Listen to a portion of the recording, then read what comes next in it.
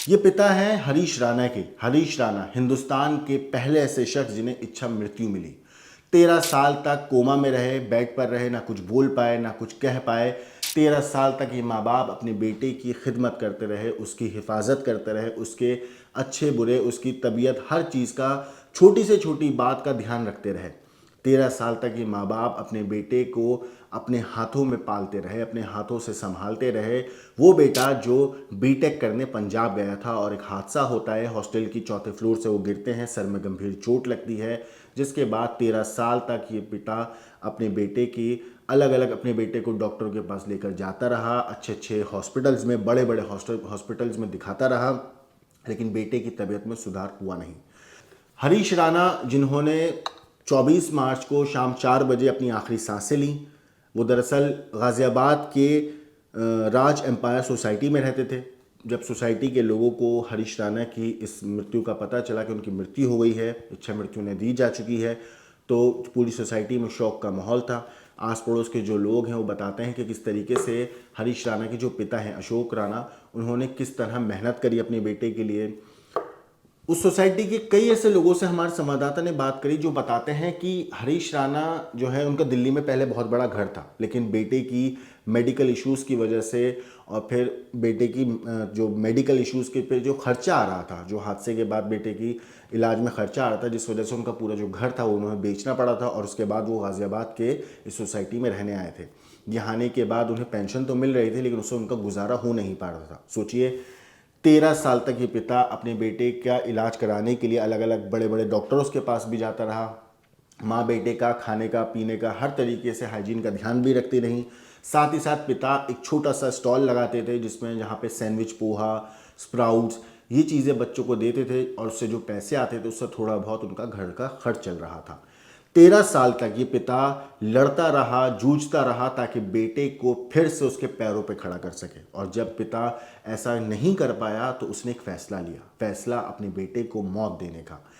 इसी फैसले को पूरा करने के लिए ये पिता अलग अलग अदालतों के चक्कर काटता रहा, बड़े से बड़े डॉक्टर्स को दिखा चुका था, लेकिन जब कोई फ़ायदा नहीं हुआ, इलाज में कोई इम्प्रूवमेंट नहीं आया, तबीयत कोई ठीक नहीं हुई, और परिवार को फिर ये भी था कि अगर हम चले गए तो हमारे बाद कौन इसका ख्याल रखेगा।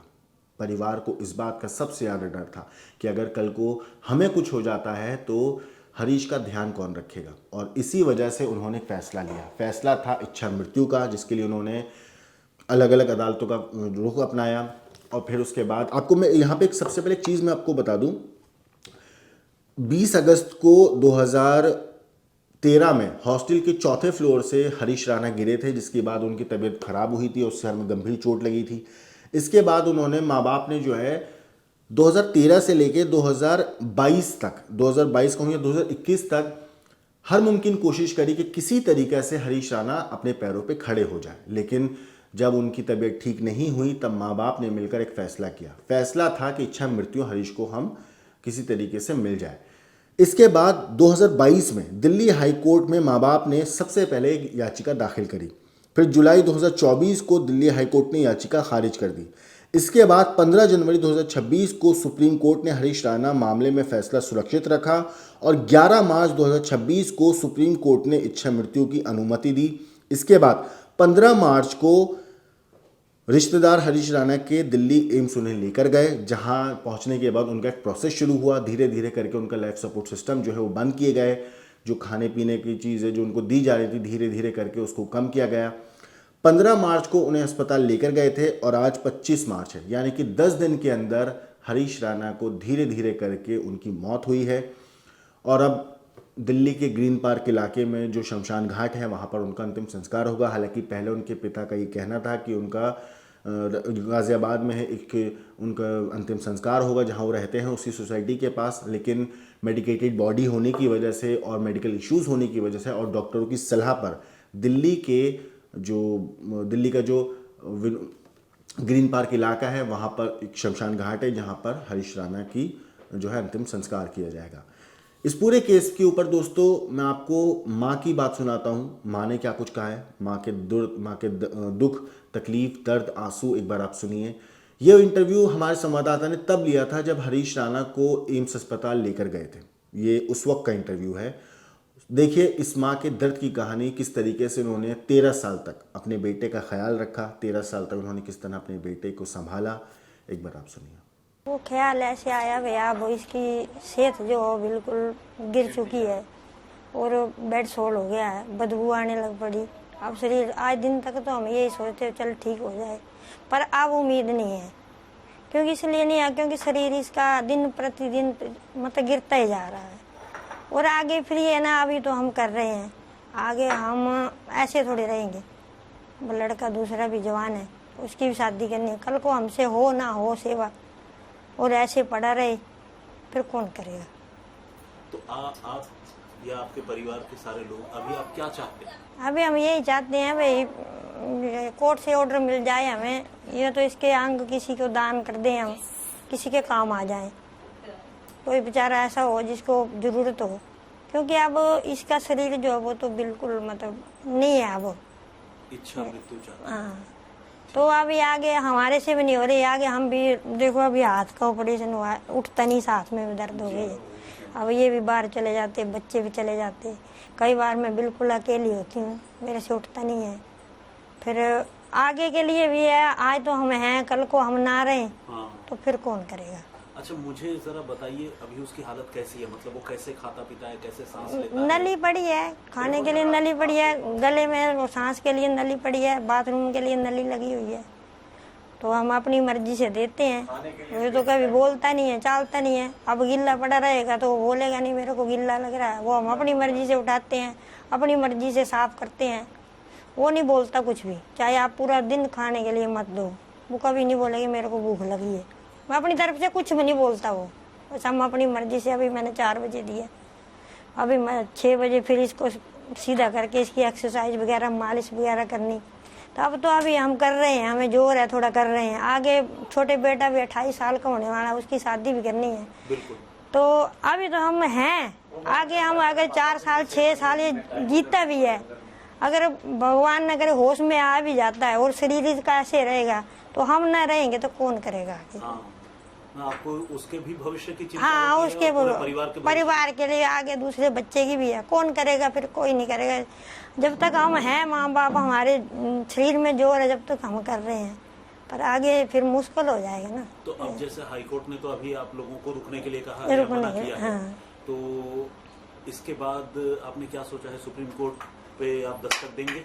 हाँ, दे देंगे, हम साइन कर देंगे। तो मैं तो तैयार है बिल्कुल, क्योंकि आगे के लिए नहीं दिख रहा है ना मेरे को, कोई अब नहीं है। अब हमने 11 साल में देख लिया, मतलब जितना करना था कर लिया, पर अब पहले मेरे को लगता था भाई हाँ ठीक हो जाएगा। तो पर अब उम्मीद की ये जो डोर थी वो कब टूटी? 11 साल में कब? अब ये पिछले साल से, जब से इसका शरीर बिल्कुल कमजोर होता चला ना और बेड सोल हो गया, बदबू आने लग पड़ी। अब तो बदबू नहीं है, तो सुबह उठाते हैं तो बदबू आती है जैसे चूहा सड़ा हो। फिर वो अब नर्स से मैंने बात करी, मैंने ऐसे ऐसे बदबू, कह रहे आप खुला रहने दो जख्म, अब उसको बंद मत करो। तो हमने सफाई करके खुला छोड़ते हैं। वो कई बार ये कोई होते नहीं है, अब कल भी 2 बार ना पाइप छूट गई तो मेरे को अकेली को बदलना पड़ती, बड़ी परेशानी होती। तो आज तो चलो मैं कर रही है, माँ है मैं तो कर रही है, कल को भगवान न करे मैं ही पहले चली जाऊँ और ये ऐसे पड़ा रहे, कौन करेगा। अच्छा, जैसे मैंने देखा आप लोग बहुत धार्मिक हैं, इतनी तकलीफ इतने संघर्ष के बाद तो इंसान का कई बार भगवान से भी भरोसा उठ, मेरा तो उठ गया जी, मेरा उठ गया, मेरा उठ गया भगवान से। तो क्योंकि भगवान इतनी कष्ट थोड़ी देता। अब 11 साल है, अगर मैं तो चाहती आप ठीक नहीं कर रहे हैं तो इसको मुक्त तो करो। मैं तो इनसे भी मेरी लड़ाई हो जाती है, मेरा भरोसा उठ गया अब, क्योंकि हमने कुछ नहीं छोड़ा आज दिन तक। और आपके पतिदेव हस्बैंड साहब वो तो बहुत धार्मिक हैं अभी भी? हाँ, वो तो है, ये तो बेचारे, इनको तो हालांकि मेरे से लड़ाई भी हो जाती है इस बारे में, क्योंकि अब जब हम इतना कर रहे हैं, इतना सब कुछ कर रहे हैं, फिर हम ये नहीं बोल रहे हैं कि आप ठीक कर दो, हम ये अपने आप ही मुक्त कर दो इसको, क्योंकि अब नहीं देखा जाता, जैसे इसके तकलीफ है नहीं देखी जाती। इस तरीके से इसकी परेशानी है, बेड सोल है, पीछे हाथ पैर बिल्कुल टेढ़े हो गए हैं।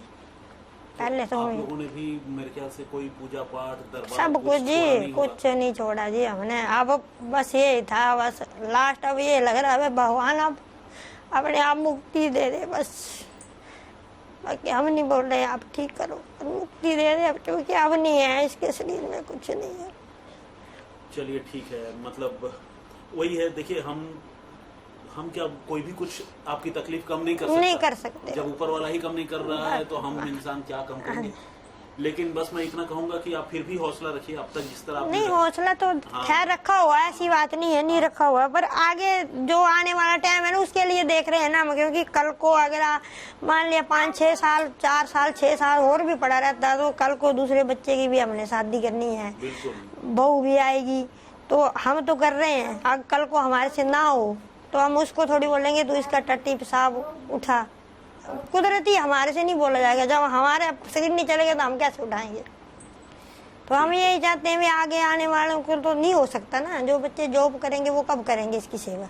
कल को हम ना रहेंगे, जब तक हम मैं और ये हैं जब तो हम कर रहे हैं, ये बाहर का कर रहे हैं, मैं अंदर का कर रही हूँ, कल को हम ना रहें, अब मैं ना रहूँ या ये ना रहें, फिर कौन करेगा आगे। बच्चे नहीं, तो खर्चा भी कैसे चलेगा बताओ। अभी तो कर रहे हैं, कभी लड़ भी पड़ते हैं आपस में, क्योंकि थक जाते काम नहीं होता। हाँ, ये तो बहुत देखिए स्वाभाविक बात है। तो लड़ाई कई बार लड़ाई भी हो जाती है आपस में, क्योंकि थक जाता शरीर। झुंझुनाने लगता है ना हाँ, जब वो आदमी चाहता नहीं, लेकिन कई बार आदमी कुदरती हो जाता ना। तो हम तो इस मारे मैंने बोला इनको, हालांकि ये तो अभी भी राजी नहीं है, खैर ये तो अभी मना करे, पर मैंने बोला मैं माँ हूँ, ये अभी भी राजी नहीं है, मैं माँ हूँ, मैं कह रही आपने नहीं साइन करे, मैं करूँगी साइन। जब मैंने 9 महीने पेट में रखा है, जन्म दिया है, तो मैं साइन करूँगी, क्योंकि आगे का फ्यूचर इसका नहीं है ना, कुछ भी नहीं है इसके आगे, क्योंकि आगे नहीं होगा जी, हम नहीं रहेंगे तो कौन करेगा इसका। अगर कल होश में आ भी जाता है अब पूर्ण कवर करना बॉडी से, हाँ, फिर जब तक हम है, जब तो चलो रगड़ की सीट के हम करते रहेंगे, फिर बाद में कौन संभालेगा। आज तो हम बोल देंगे जी हम नहीं करना चाहते हैं कुछ भी, पर कल कौन संभालेगा। ठीक है, फिर ऐसे पड़ा रहे, फिर वो हिसाब है बिस्तर में पड़े पड़े सड़े, तो फिर क्या फायदा है, ऐसी जिंदगी जीने का क्या फायदा है।